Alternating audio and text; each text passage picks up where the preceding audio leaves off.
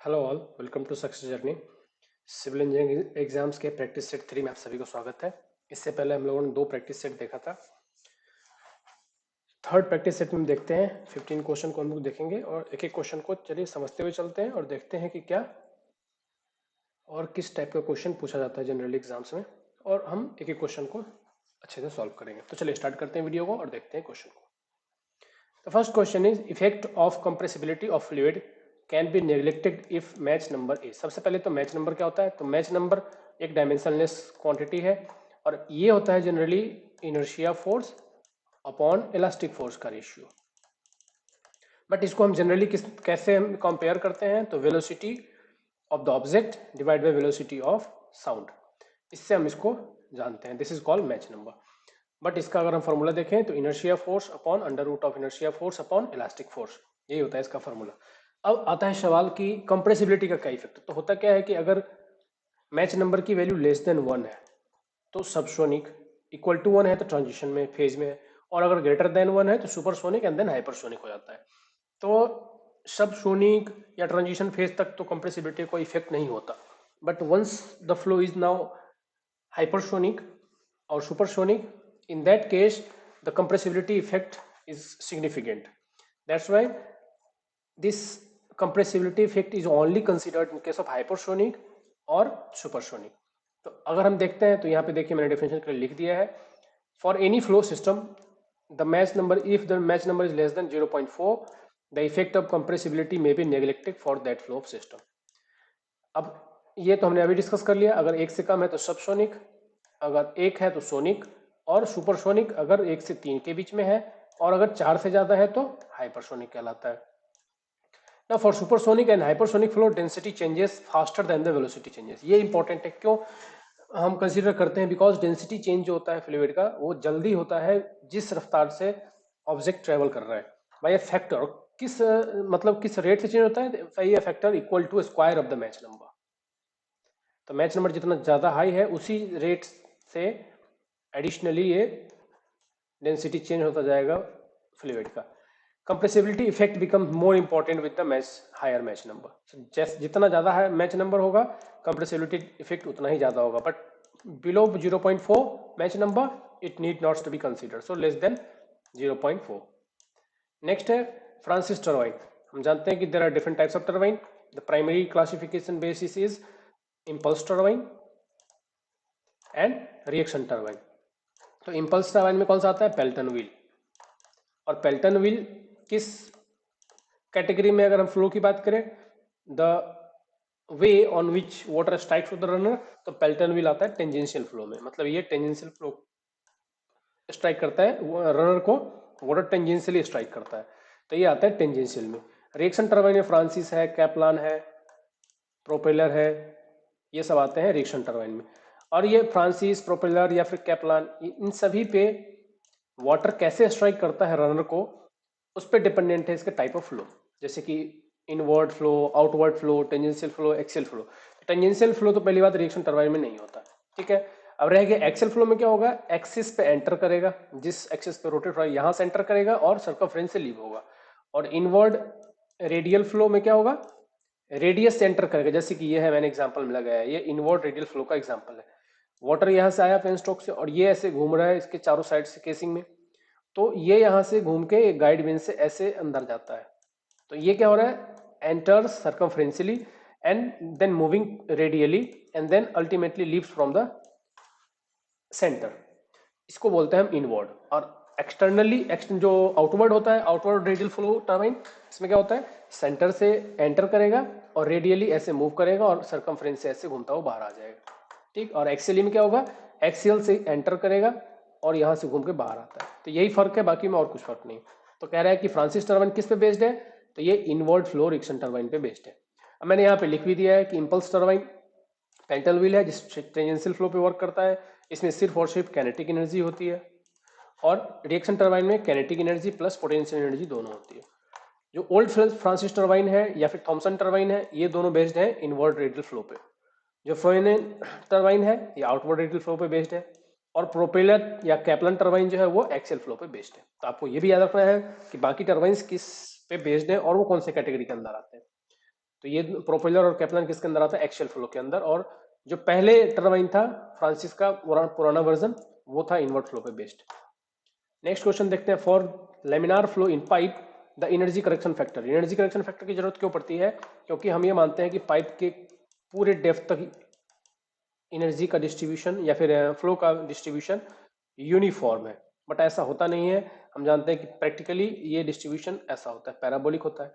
तो इसकी वजह से क्या होता है, काइनेटिक एनर्जी में चेंज आता है, क्योंकि हम काइनेटिक एनर्जी अगर हम एवरेज वेलोसिटी के साथ फाइंड कर रहे हैं तो उसमें एरर आता है, जो कि क्योंकि एवरेज वेलोसिटी क्या है, यहाँ पे वेलोसिटी जीरो है, यहाँ पे वेलोसिटी मैक्सिमम है। तो अगर हम एवरेज लेते हैं तो एक्चुअल जो डिस्चार्जर है वो और एवरेज निकाल के एवरेज वैल्यू वेलोसिटी के लेके हम जो फाइंड कर रहे हैं उसमें दोनों में फर्क आता है। उसी फर्क को कम करने के लिए काइनेटिक एनर्जी करेक्शन फैक्टर लगाया जाता है, जो कि काइनेटिक एनर्जी पे अप्लाई होता है। फॉर्मूला आप देख सकते हैं यहाँ पे। तो ये अल्फा अमाउंट जो है यही है kinetic energy correction factor.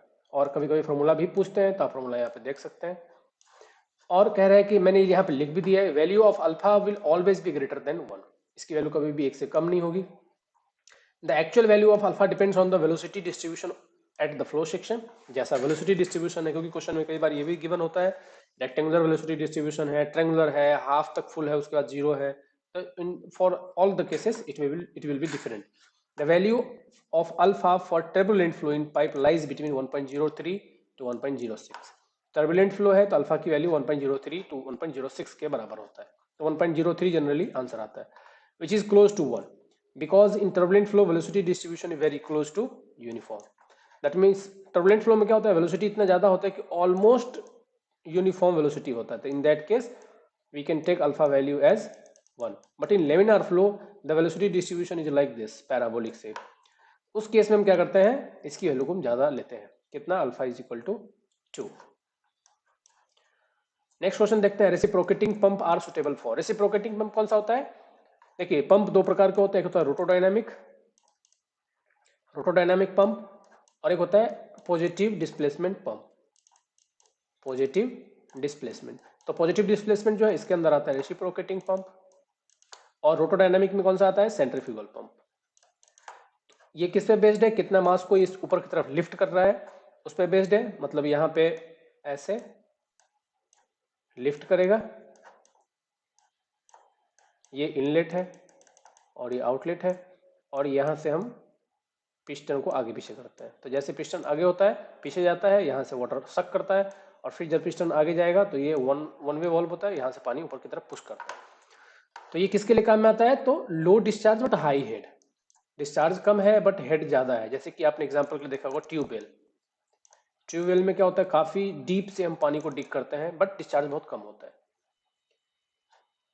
Mean precipitation over an area is best obtained by using. Mean precipitation find करने का, अब होता क्या है, मान लो ये कैचमेंट एरिया पूरा का पूरा है, हम जगह जगह पर रेन गेज स्टेशन लगा कर रखते हैं। अब इन सब से हमें सिर्फ पॉइंट प्रेसिपिटेशन मिलता है कि भाई इस जगह पे कितनी बारिश हुई, इस जगह पे कितनी बारिश हुई, इस जगह पे कितनी हुई। बट अगर हमें ओवरऑल एरिया का फाइंड करना है तो हमें सबका एवरेज फाइंड करना पड़ता है। तो इसी एवरेज को फाइंड करने के 3 तरीके हैं, arithmetic mean method, Thyssen polygon method और ओरोग्राफिकली वेटेड आइसोहाइड्रल मेथड। 3 मेथड है। अर्थमेटिक मीन में क्या करते हैं, सिंपली सभी स्टेशन का एवरेज फाइंड कर लेते हैं। थाइसन पॉलीगन में क्या है, हम पॉलीगन फॉर्म करते हैं, स्टेशन के बाहर भी स्टेशन के अंदर भी, और लास्टली हम सबका वेट असाइन करते हैं सभी स्टेशन को, जो जितना नियरेस्ट है उसको उतना ज्यादा वेट रखेंगे, एंड लास्टली हम फाइंड करते हैं। थर्ड क्या है, ओरोग्राफिकली वेटेड आइसोहाइड्रल मेथड। आइसोहाइड किसको बोलते हैं, equal rainfall. The line joining equal rainfall is called isohyet. ये भी पूछते हैं कई बार। तो इसमें हम क्या करते हैं, एक्चुअल डेटा को सिमुलेट करते हैं, इसलिए this is considered to be the most accurate method to find the mean precipitation over an area. In India, material used for the prime coat, देखिए यहाँ पे डिफरेंट लेयर्स हैं किसके, फ्लेक्सिबल पेवमेंट के। जो बिटुमिनस पेवमेंट होता है उसके सभी लेयर्स हैं। सबसे नीचे होता है सबग्रेड जो सॉइल है उसके नीचे आता है कॉम्पैक्टेड सबग्रेड जो नेचुरल सॉइल है, उसके बाद हम उसी सॉइल को कॉम्पैक्ट करते हैं। नेक्स्ट आता है सब बेस कोर्स, थिकनेस भी यहाँ पे गिवन है। उसका आता है बेस कोर्स, बेस कोर्स के बाद आता है बाइंडर कोर्स, और देन आता है सरफेस कोर्स। अब इस कोर्स के बीच में देखिए यहाँ पे बेस कोर्स और बाइंडर कोर्स के बीच में आता है प्राइम कोट, और इन दोनों के बीच में बाइंडर कोर्स और सरफेस कोर्स के बीच में आता है टैग कोट, और टॉप मोस्ट कोट को हम क्या कहते हैं, सील कोट। तो 3 कोट आपको एडिशनली याद रखना है, tack coat, seal coat and prime coat. तीनों के बारे में यहाँ पे नीचे लिखा हुआ है। प्राइम कोट का काम क्या है, जो यहाँ पे लगाते हैं हम, बेस कोर्स और बाइंडर कोर्स के बीच में, is an application of low viscous cutback between. हम क्या करते हैं, बिटवीन की विस्कोसिटी को घटाते हैं किसी वोलेटाइल मटेरियल को ऐड करके, जैसे कि डीजल हो गया, पेट्रोल हो गया, केरोसिन हो गया, इन सब चीज़ों को, to an absorbent surface like granular base on which binder layer is placed. It provides bonding between the two layers. इसका मेन काम क्या है, दो लेयर के बीच में बॉन्डिंग अच्छा रखेगा और नेक्स्ट जो लेयर हम ऊपर डालने वाले हैं वो उसके साथ अच्छी बॉन्डिंग होगी। Unlike tack coat, prime coat penetrates into the layer below, plugs the void and forms the watertight surface. यहाँ पे दो बात ध्यान रखिए कि प्राइम कोट में क्या होता है, हम जो मटेरियल अप्लाई करते हैं वो नीचे के layer, that means base course में भी पेंट्रेट होता है, वाइट्स जो उसको फिल करता है और वाटर टाइट सरफेस को फॉर्म करता है। बट ये टैग कोट में ऐसा नहीं होता। टैग कोट बहुत ही थिन होता है, बहुत ही पतला होता है। Tack coat is a very light application of asphalt. बहुत ही कम मात्रा में, हम बहुत ही माइल्ड में हम कहाँ प्रोवाइड करते हैं, बाइंडर कोर्स और सरफेस कोर्स के बीच में। Usually asphalt emulsion diluted with water. It provides proper bonding between two layers of binder course, must be thin, uniformly cover the entire surface and set very fast. इसमें जो volatile material use होता है वो बहुत ही highly volatile होता है, जैसे कि जो नेप्थाइल है, ये सब यूज करते हैं ताकि वो बहुत जल्दी एवेपोरेट हो जाए। लास्टली है seal coat, top most course is a thin surface treatment use to water proof the surface and to provide the skid resistance. Top पे हम एक लेयर प्रोवाइड करते हैं जिसका काम क्या होता है, वाटर ट्रीटमेंट के लिए, फिर वाटर को कंप्लीटली इम्परमिएबल बनाने के लिए सरफेस को इसको हम प्रोवाइड करते हैं और स्किड रेजिस्टेंस भी प्रोवाइड करने के लिए इसको हम बनाते हैं। अब आता है क्वेश्चन कि प्राइम कोट में कौन सा मटेरियल यूज करते हैं, तो इसमें यूज करते हैं हम bituminous emulsion, right. Okay, next चलते हैं नेक्स्ट क्वेश्चन पे। While constructing the bituminous overlay on an already existing black top road और over existing cement concrete road, the type of the treatment given is. देखिए, seal coat तो हम top में लगाते हैं, प्राइम कोट हमने अभी देखा कि बॉटम मोस्ट में रहता है।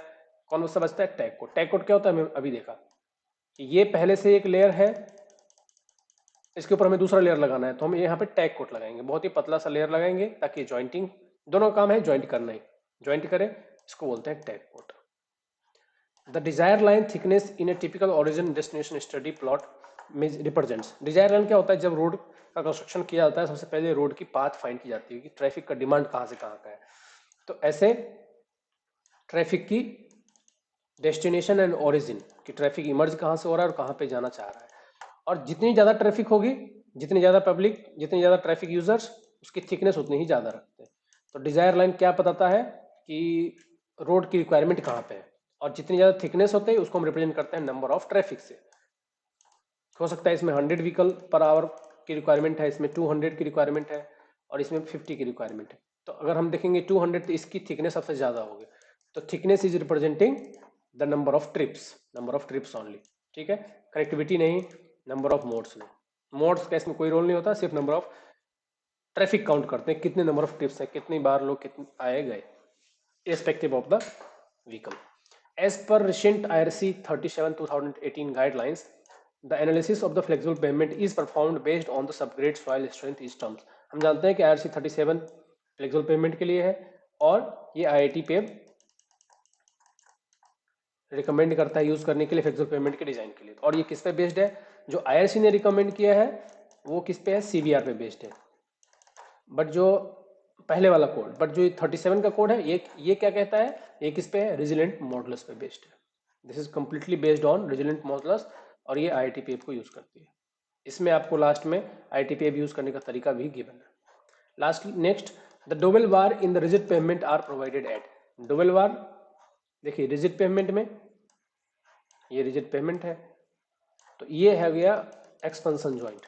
तो रिजिड पेवमेंट में जो हम ये डबल बार प्रोवाइड करते हैं, ये लोड कैरिंग बार होता है, तो ये ऐसे प्रोवाइड होता है कि दो बार को सपोर्ट करने के लिए, लोड ट्रांसफर के लिए, तो डबल बार ऐसे प्रोवाइड होता है। और टाई बार कैसे होता है, ऐसे। तो जो लॉन्गिट्यूडनल जॉइंट्स होता है, लॉन्गिट्यूडनल जॉइंट्स, उसके अक्रॉस कौन प्रोवाइड होता है, टाई बार्स, टाई बार्स। और ये हो गया डोवेल बार, ठीक है। तो डोवेल बार का कॉन्सेप्ट देख लीजिए, प्रोवाइड कहाँ पे होता है, एक्सपेंशन जॉइंट पे, बट इसका डायरेक्शन क्या होता है, लॉन्गिट्यूडनल। तो पूछ कुछ भी सकते हैं कि किस डायरेक्शन में प्रोवाइड होता है, तो लॉन्गिट्यूडनली। किसके अक्रॉस प्रोवाइड होता है, तो एक्सपेंशन जॉइंट के। टाई बार कहाँ पे प्रोवाइड होता है, तो ट्रांसवर्स डायरेक्शन में प्रोवाइड होता है, तो इसका डायरेक्शन हो गया ट्रांसवर्स, लेकिन इसकी लोकेशन होगी क्या, लॉन्गिट्यूडनल ज्वाइंट। तो अगर आपसे लोकेशन पूछा है तो मतलब किसके अक्रॉस होता है, तो लॉन्गिट्यूडनल ज्वाइंट के अक्रॉस होता है। डायरेक्शन क्या है, तो ट्रांसवर्स डायरेक्शन। सिमिलरली डोवेल बार के लिए डायरेक्शन क्या है, डायरेक्शन है लॉन्गिट्यूडनल, बट किसके अक्रॉस है, तो एक्सपेंशन ज्वाइंट के अक्रॉस। तो क्या करें, dowel bar in rigid pavement are provided at the expansion joint. Next है the mechanical ventilation method used in tunnel consist of.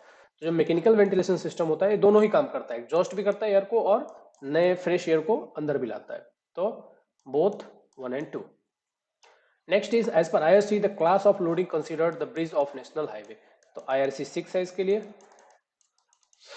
IRC 6 में डिफरेंट क्लास ऑफ लोडिंग है, ये बहुत इंपॉर्टेंट है, ये हर बार क्वेश्चन आता ही आता है। पहला क्लास है क्लास 70R, दूसरा है class A loading, class A loading and class B. इसमें इंपॉर्टेंट क्या है, कई बार क्या पूछते हैं कि कौन सा क्लास ऑफ लोडिंग अडॉप्ट किया जाता है विद इन म्युनिसिपैलिटी लिमिट्स। तो विद इन म्युनिसिपैलिटी लिमिट हम ए क्लास भी अडॉप्ट करते हैं, या फिर NH हो उसमें भी हम double A class he use करते हैं। बट अगर क्लास ए भी हम डिजाइन कर रहे हैं, यूज कर रहे हैं लोडिंग के लिए, तब भी हम क्लास ए के साथ जरूर चेक करेंगे। दूसरा क्या क्वेश्चन पूछते हैं इसमें से फ्रीक्वेंटली कि क्लास बी लोडिंग, या फिर पूछते हैं कि टेम्पररी ब्रिज जो है या फिर टिम्बर ब्रिज, टेम्पररी ब्रिज या टिम्बर ब्रिज के लिए कौन सा क्लास यूज किया जाता है, तो इसके लिए क्लास बी होता है। ठीक है, तो class B is for temporary और timber bridge and class A is for NH और विद इन म्युनिसिपैलिटी लिमिट। अब इस सेंटेंस को याद रखिए, बाकी को भूल जाइए। इन दोनों के लिए क्लास ए। नेक्स्ट है what type of elastomeric bearing used in the highway bridge. देखिए बहुत सारे टाइप के बियरिंग होते हैं, बियरिंग का पर्पस इतना ही होता है कि जो ब्रिज से लोड आ रहा है पियर पे, उसको ट्रांसलेशन मूवमेंट या रोटेशन को अलाउ कितना करता है, उस पर डिपेंड करता है कि कौन सा टाइप का बियरिंग यूज करना है। उसमें जो इलास्टोमेरिक बियरिंग है ये दोनों ही अलाउ करता है, ट्रांसलेशन एंड रोटेशन दोनों ही होता है। मैन्युफैक्चर्ड फ्रॉम सिंथेटिक और natural rubber and can take both translation and rotation movement through elastomer deformation. जो इसमें इलास्टोमर होता है ये ऐसा दिखता है, ये दोनों ही रोटेशन भी हो सकता है इसमें और डिस्प्लेसमेंट भी हो सकता है, और तब भी हमारा स्ट्रक्चर कंप्लीटली सेफ रहेगा। The ability of the elastomer to carry large vertical load is because of the reinforcement provision that prevent lateral bulging of the elastomer. इसमें जो रेनफोर्समेंट होता है उसकी वजह से इसकी स्ट्रेंथ इतनी मिलती है। और ये किसका बना होता है, तो नियोप्रीन रबर बियरिंग का। जो हमने यहाँ देखा किसका बनता है, सिंथेटिक और नेचुरल रबर से। तो ये क्या है, नियोप्रीन रबर बियरिंग से। रोलर बियरिंग नहीं है, टैप पेपर बियरिंग नहीं है, रॉकर बियरिंग नहीं है। नेक्स्ट है a parabolic curve is to be set out connecting to uniform grade. तो देखिए दो ग्रेड है, दोनों प्लस प्लस के हैं। पहला ग्रेड 0.8% प्लस है, दूसरा ग्रेड क्या है, दोनों भी प्लस है। तो अपग्रेड और अपग्रेड, दो अपग्रेड को हमें कनेक्ट करना है। ठीक है, इस तरह का ग्रेड है। The rate of change of grade is, जो रेट ऑफ चेंज रखना है हमें ग्रेड का 0.05% रखना है पर 30 मीटर में। तो कह रहे हैं लेंथ ऑफ ग्रेड कितना होगा, तो हम जानते हैं कि लेंथ ऑफ ग्रेड के लिए क्या होता है कि change in the grade divide by rate of change. बस यही पे हमें यहाँ पे फॉर्मूला लगा देना। रेट ऑफ चेंज क्या है, 1.3 माइनस 0.8 डिवाइड बाई रेट। तो रेट क्या है यहाँ पे 0.05 डिवाइड बाई 30 पर 30 मिनट, तो ये हो गया रेट। बस इसको हमें यूज कर लेना है यहाँ पे। तो 1.3 से 1.5 को माइनस करेंगे तो 0.5 divide by 1 multiply by 30 divide by 0.05। जब इसको आप सॉल्व करेंगे तो ये आएगा 300 के आसपास। तो 300 is the right answer. Okay, next ये क्वेश्चन बहुत इंपॉर्टेंट है, बहुत बार पूछा जा रहा है आजकल। बहुत सिंपल है, बस आप इस फॉर्मूले को याद रखिए, n डिवाइड बाई r। कहीं पे क्या होगा, आपको यहाँ पे प्लस की जगह माइनस दिया होगा, डोंट बॉदर अबाउट दैट। आपको सिर्फ याद रखना है कि n1 माइनस n2 ये फॉर्मूला होता है। n1 चाहे प्लस होगा तो प्लस ही रहेगा, अगर यहाँ पे दोनों माइनस का होता तो क्या होता, minus n1 minus minus plus n2 हो जाता। ठीक है, अगर एक माइनस एक प्लस का है तब भी आपको बस ये याद रखना है, n1 माइनस n2 ही फॉर्मूला होता है। बाकी n1 का जो साइन है उसके कॉरस्पॉन्डिंग ये फॉर्मूला चेंज हो जाएगा। अब बाकी नीचे रेट ऑफ चेंज, तो रेट ऑफ चेंज क्या हो जाएगा, कह रहा है कि 0.5% 30 मीटर में चेंज होता है, तो 0.05 डिवाइड बाई 30 कर दो, बात खत्म। Last question of this video is in bituminous layer construction for better compaction rolling should be start from. तो जहां पर हम सुपर एलिवेशन प्रोवाइड करते हैं या फिर बेटर कॉम्पैक्शन करते हैं, तो कॉम्पैक्शन की शुरुआत कहां से हो, तो उसके लिए बेस्ट तरीका क्या है कि जब भी हम स्टार्ट करते हैं कॉम्पैक्शन को तो हमेशा हम एज से शुरू करते हैं और इस मूव करते हैं ऊपर की तरफ, क्राउन की तरफ। तो as proceed to the centre, तो दिस इज क्राउन और सिमिलरली यहाँ से भी हम यहाँ से स्टार्ट करेंगे और प्रोसीड करेंगे क्राउन की तरफ, ताकि मटेरियल यहाँ पे एक्यूमुलेट होना शुरू हो और कैम्बर जो हम प्रोवाइड करने वाले हैं वो ऑटोमेटिकली यहाँ पे ऑटोमेटिकली फॉर्म हो जाए, ठीक है। Because if we proceed from this side the material starts accumulating on here, तो एज टू क्राउन और centre. So thank you all, thanks for the watching. Video अच्छा लगा हो तो आप लोग कमेंट सेक्शन में लिखिए, अपने दोस्तों के साथ शेयर कीजिए, वीडियो को लाइक कीजिए, चैनल को सब्सक्राइब कीजिए। Thank you all, thanks for the watching, see you in the next video. Thank you all.